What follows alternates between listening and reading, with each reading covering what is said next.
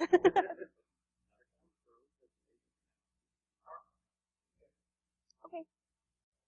Hi, everyone. Welcome to my talk. My name is Charlotte DeKoning, also known as Miss Tiggy. I didn't put my handle on here, but I don't really use it all that often. So yeah, my name is Charlotte DeKoning. I'm going to be talking about game theory today. So, just a little bit about me. Currently a data analyst at Schmurra Economics and Analytics. I was an adjunct professor of economics at Cleveland State University. I'm not teaching this semester, but I still am on the list. I did an internship at the Federal Reserve Bank of Cleveland. I have a master's in economics, a bachelor's in economics, and accounting, and an associate's from NMC with a focus on mathematics. That go away.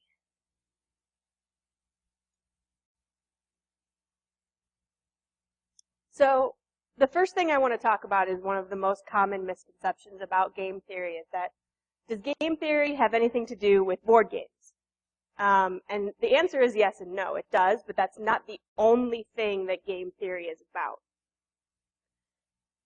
Many aspects of board games have components that can be analyzed using game theory. So chess is one of the most common examples because chess is an extremely game theoretic game. It involves a lot of strategy. It involves a lot of analyzing what you think your opponent's going to do and what your best reaction to that is going to be. Other games like Go and Risk, and a lot of board games really have these types of strategic thinking involved. You want to analyze what your opponent is doing and come up with your best solution to what your opponent is doing. But game theory is much larger than just this. It can be applied to anything where there's some sort of strategic interaction. So business is huge. Warfare, anytime you're going into a battle, you want to analyze what your opponent is doing and what your best response to that is going to be. Relationships, if you think of your significant other as your opponent in this, which may not be the best way to think about it, but my husband's sitting in the front row. But you have to think about what your reaction is going to be to what they are choosing to do and come up with what your best reaction should be. And that's really what game theory is all about. Game theory is the study of decisions that people make in the face of uncertainty. And specifically, it's the study of the decisions that people make when they're faced with an opponent who is also making decisions. We say opponent, but it could be, it's not necessarily something that's adversarial. It could just be someone else is making a decision, and you have to make a decision based off of that. Ken Binmore wrote a book called Game Theory, A Very Short Introduction, which is great if you like math. There's a lot of math in it. Games are played whenever people interact. Whenever there are strategies to adopt and outcomes or prizes to win, game theory is the study of such games. It's the study of strategic, rational decision-making. So in this talk, I am going to discuss some of the basic forms of game theory, but first I want to show you a brief clip. Ooh, do I have audio? Can I put this microphone next to my computer? Sorry.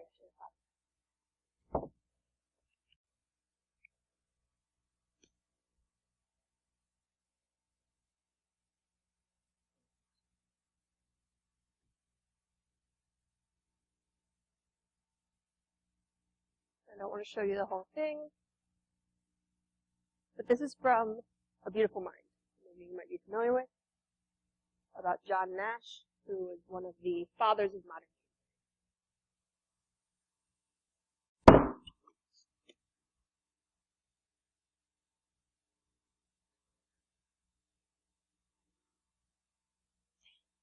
stupid internet.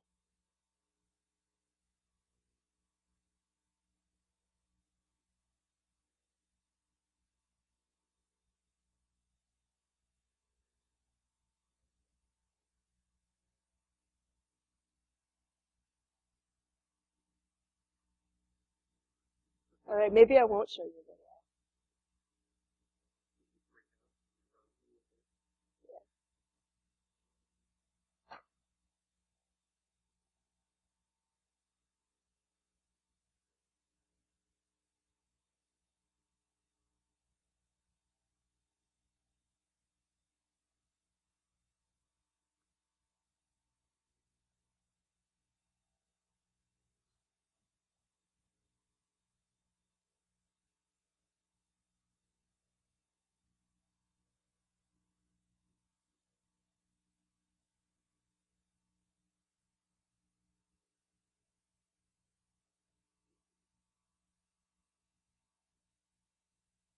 Why is it? Firefox just break my computer?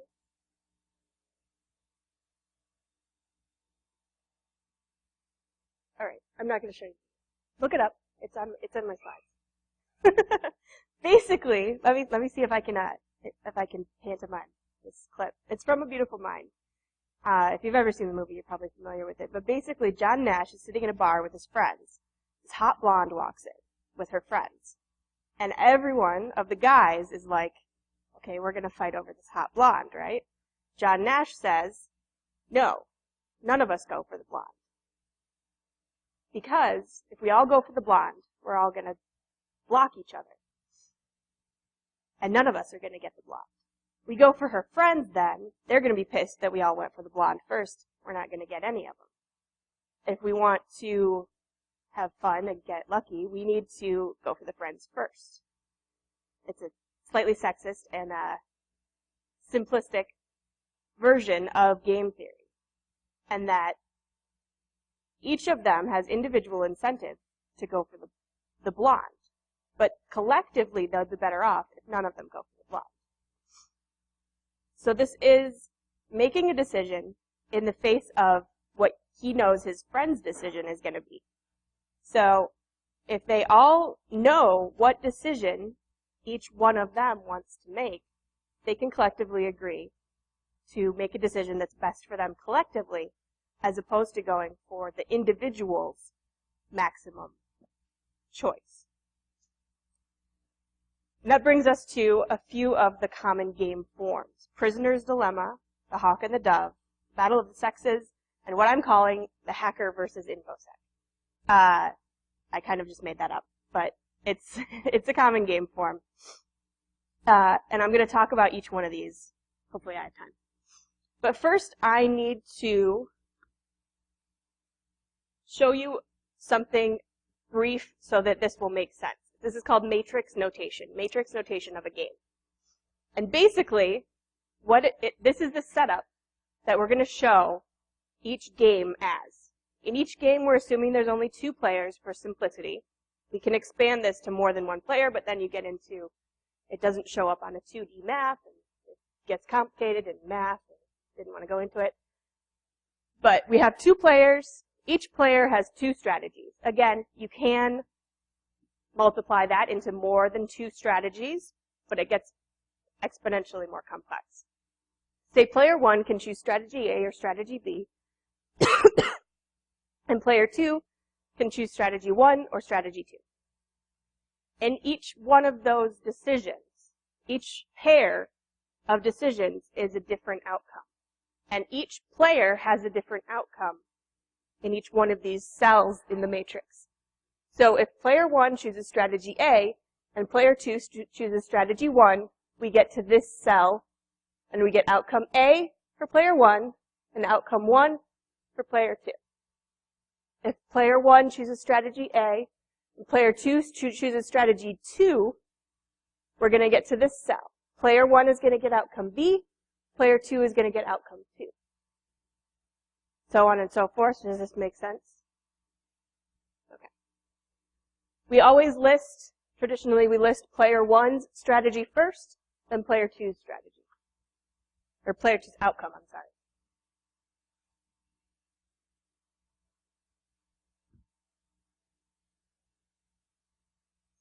Prisoner's Dilemma is one of the most common game forms. It's used in game shows. I think Deal or No Deal uses this type of game. There's a lot of game shows that use this type of strategy because it creates really good drama. The basic theory behind this game is that there's two prisoners who committed a crime together. They're arrested and held separately. The cops are interviewing them or interrogating them, and each is given a choice. They can either confess to the crime and get a reduced sentence, or they can stay silent. If they stay silent and the other guy confesses, they're in trouble because they're going to get slammed. If they stay silent and their partner stays silent, it's good because the cops won't have as much to prosecute them with. They won't get as long of a sentence. So it's really about how much do they trust their partner in crime, and what's the individual incentive versus the collective incentive. So here's the matrix. We've got prisoner 1 and prisoner 2. They each have the same set of choices. They can confess or stay silent. If they both confess, they each get 10 years in prison. So more years is bad in this situation. Okay.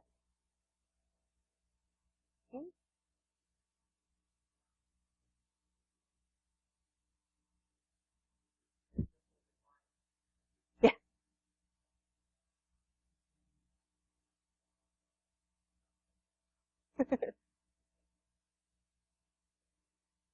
Their other choices are, if they both stay silent, they each get 5 years.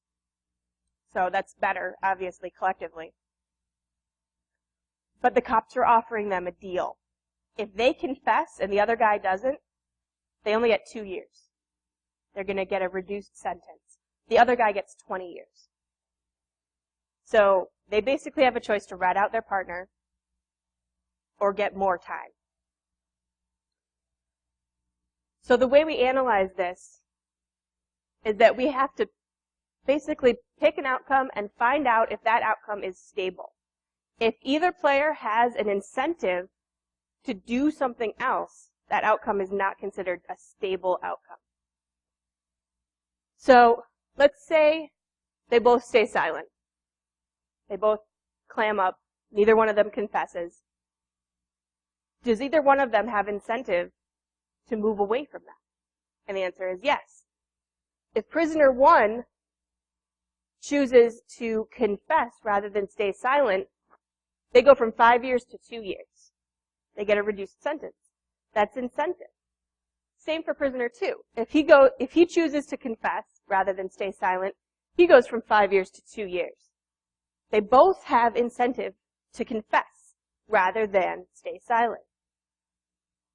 So we're going to end up here, where they're both confessing and they're both getting to 10 years. Now you're thinking to yourself, well, why don't they just stay silent? They know that they're each going to get less time. This is where the trust comes in. If this is just a one-time thing, they don't necessarily trust their partner, they don't know if their partner is going to confess or not, it's to their advantage to confess and avoid that 20-year sentence.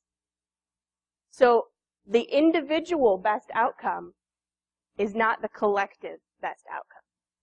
If it's a tight partnership, if they trust each other, maybe they'll stay silent. This is where we need more information. But basically, the prisoner's dilemma boils down to the fact that the individual best outcome is not the collective best outcome.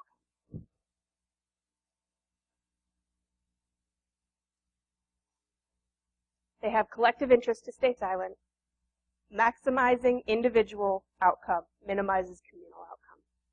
And this is used, like I said, this is used in game shows a bunch because the communal outcome might be $1 million, but if there's individual incentive to do something that's going to reduce their partner's winnings, they might do it and increase their own personal winnings.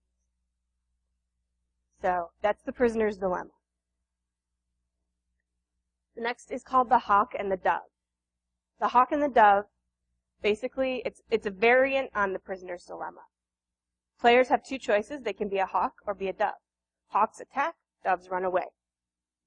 If they both pick hawk, they're going to fight, there's going to be a conflict, and they're both going to receive damage. So think of it as like a game or something. You're both going to roll a 2 and receive damage instead of rolling a 20. If one picks hawk and one picks dove, the hawk gets everything, the dove gets nothing. If they both pick dove, they tie and they're going to split the winnings.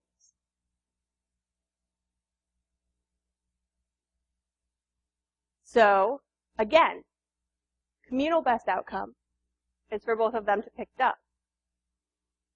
They're going to tie, they're each going to get something, maybe less than they could. Each of them, however, has incentive to become a hawk. They attack, and the other guy is still a dove, they're going to win everything, the other guy's going to lose and get nothing. They each have incentive to become a hawk and attack, which means we're going to end up here again with 2 hawks both receiving damage. This is a very, very basic form of this game. When you add probabilities into it, when you add maybe this player isn't as strong as that player, and if they fight, maybe one's going to receive more damage than the other.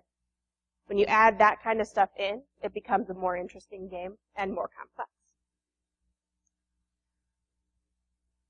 And this type of game is used in animal behaviorism, and it was first presented in the journal Nature in 1973 by Smith and Prince,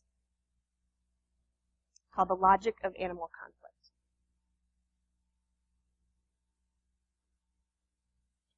The third, the battle of the sexes. So let's say there's a husband and a wife, and they're the players. They're playing against each other in this case. The husband wants to do one activity, the wife wants to do a different one. So, say the husband wants to go to the baseball game, but the wife wants to go to the hockey game. Each wants to be with the other. They get pleasure from being together, that's why they're married. So if they do separate activities, neither will receive pleasure from it. However, neither enjoys the activity that the other wants to do. We have a problem. So, the husband and the wife are the players here. The choices are between his activity and her activity. If they do his activity, the husband gets happiness, the wife doesn't. If they do her activity, the wife gets happiness, the husband doesn't. If they each do separate activities, they're apart from each other, and they get negative happiness. They don't like being apart. This is an example of a no-win or multiple equilibrium game. There's no way to tell just from this information what they're going to do. They could either do his activity or her activity. They're not going to do something separate, because that gives them negative. So, they're either going to do his activity and she's not going to like it, or they're going to do her activity and he's not going to like it. Another example of where we need more information to analyze what exactly the final outcome is going to be. But we can eliminate a few. And this is an example where not all games are solvable. In the previous examples, we knew that, okay, they're both going to confess, or they're both going to be hawks. But not all games are solvable that way.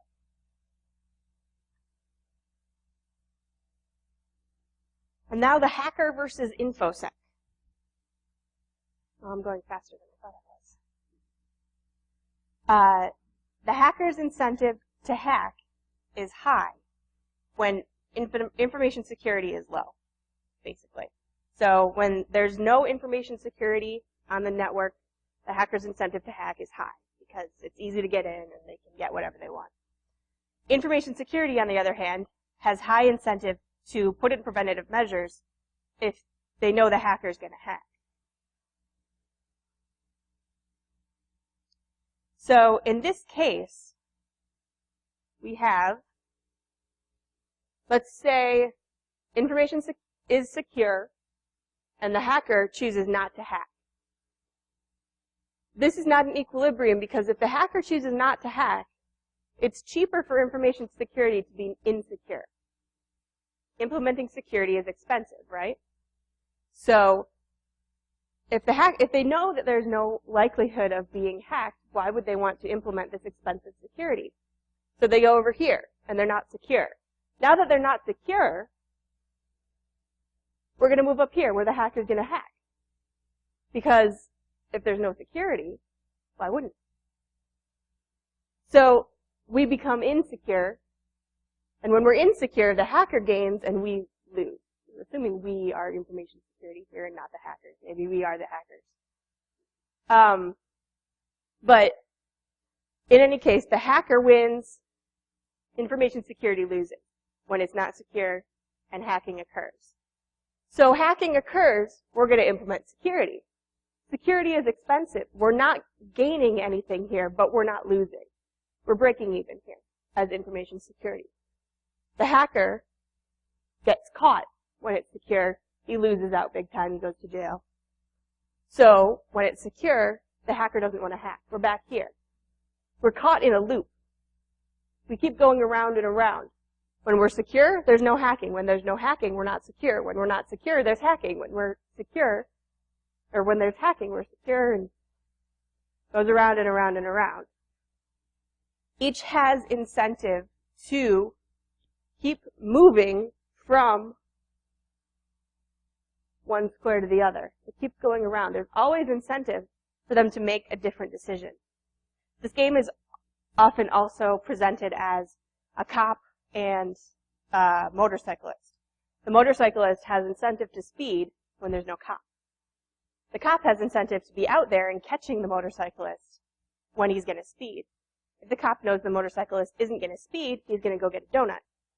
When the motorcyclist knows that the cop's getting a donut, he's going to speed. When the cop knows the motorcyclist is going to speed, he's not going to get the donut. Goes around and around and around. Similar game, similar setup. We're caught in an infinite loop, basically.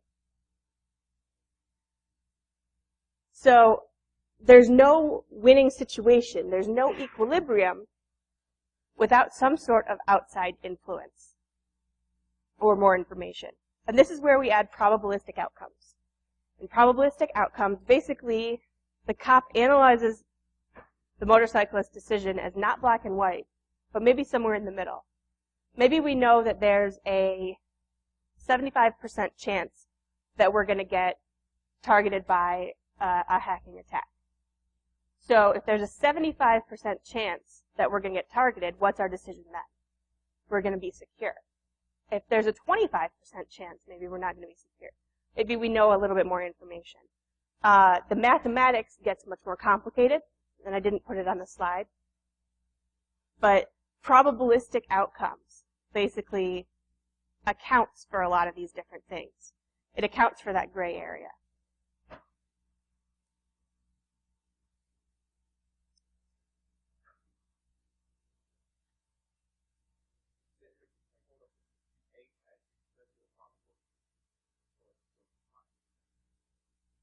Okay. Okay.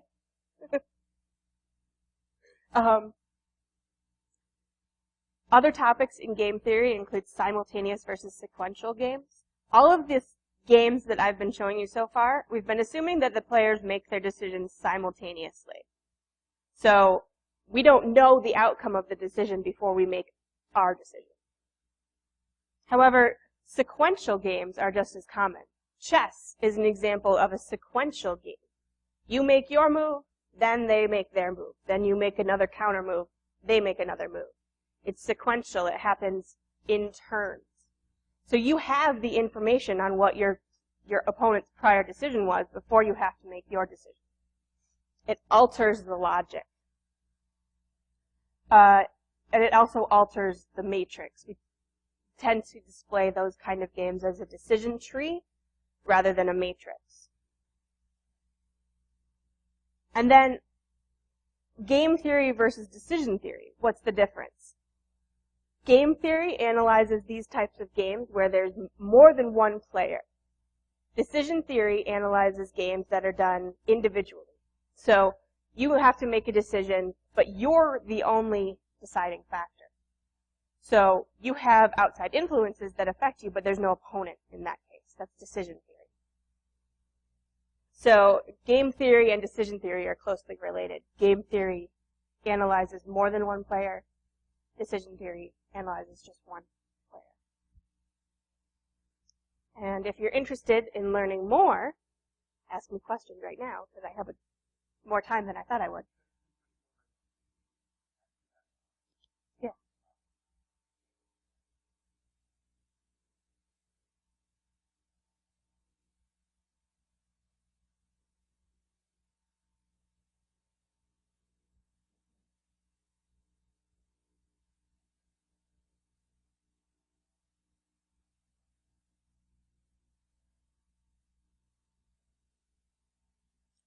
I'm at 1024 by 768.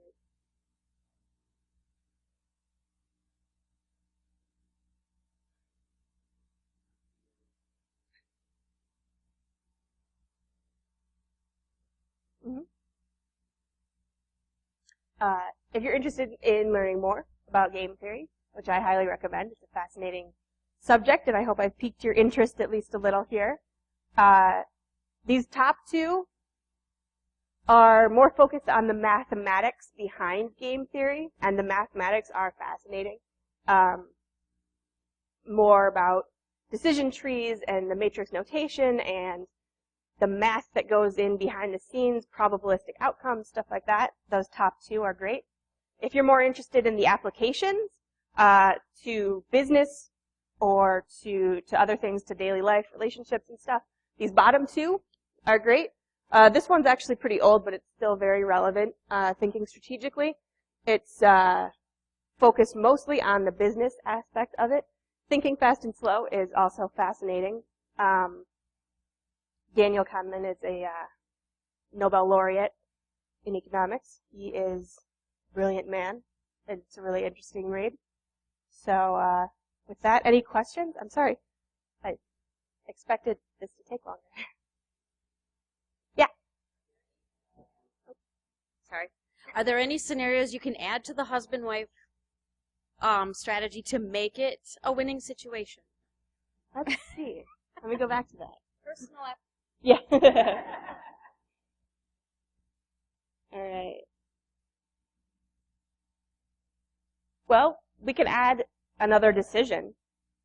If we expand this matrix, we expand if there's his activity, her activity, and if we add a third option. They would both want, maybe not necessarily as much. Yeah. Compromise. Also, if it becomes a sequential game where it's repeated, Yeah. they could do his activity one time, her activity another time. Yeah. If we say, we're going to do his activity this weekend, we're going to do my activity next weekend, then it becomes one wins one weekend, one wins the next. Yeah. I find it interesting how you use the matrix for the hacker versus Infosec. Have you considered Blotto's game at all in the consideration of hacker versus Infosec? Which one? Blotto's game. Blotto's game. Right, the theory where you have a set amount of resources and you have a certain number of fronts. And those resources have to be deployed to each front. And so you may have a front where you have 0 deployed, and so that's where the win happens, where you may win on other fronts, that type of. Yeah, yeah. You can definitely expand this. Basically make it 3-dimensional as opposed to 2-dimensional. So if you can imagine adding a third dimension onto this matrix and say, okay, we not only have Infosec, but we have things below Infosec. We have this one, this one, this one, this one, this one. These different fronts, basically. Yeah, it makes it obviously much more complicated because it's difficult to display a 3-dimensional object on 2 dimensions. But yeah, you can definitely do that, and the math is fascinating. Did that answer your question? All right, cool. Any more?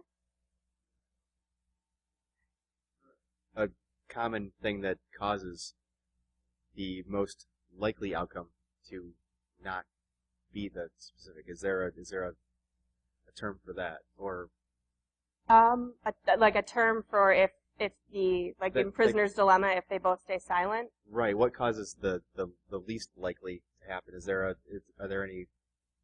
Well, there is a theory called mutually assured destruction, where if it's a repeated game, and this happens a lot in competition between firms. So, say Coke and Pepsi are competing for advertising, and if they both advertise a lot, they have to spend more, but they split the market. If they both advertise only a little, they spend less, and they split the market again. One advertises a lot, one advertises a little. The one that advertises a lot gets more sales. So if they basically collude, if they come together and they say, hey, let's both agree to not spend that much on advertising so that we both get the profits, or if two gas stations both agree, okay, hey, let's set our prices the same so that we both get more profits, whereas one could undercut the other. So it happens a lot in business. Then they enter an agreement, basically, and it could be a literal agreement or it could be a metaphorical agreement where it's mutually assured destruction. If one chooses to cheat on that agreement, cheat on the collusion, then they're going to go back to that, the most likely outcome. They're both going to confess. They're both going to spend a lot. They're both going to charge not as much for gas. They're undercutting each other. As long as they both remain in the agreement, they can stay at that less likely scenario. But if one of them cheats once, they're out. So it's called mutually assured destruction. And it happens in repeated games, when the game is going on. So if it's just a one-time thing, like Prisoner's Dilemma, we assume it's a one-time thing. We assume these guys aren't going to get arrested again and face the same situation. If it's a crime team that they go through this a lot, the likelihood of them both staying silent goes up. So, did that answer your question? Area is collusion. Yes. Yeah. So, yeah. That's why we have government interventions in collusion. Yeah. Fair trade, stuff like that. Any other questions? These are good ones. I should have put these in my slides. Cool. Well, I'll be around. I know it was a short talk, but now you can get lunch. I'll be around if you want to talk more about it. I love talking about this stuff. So yeah, thanks for coming to my talk.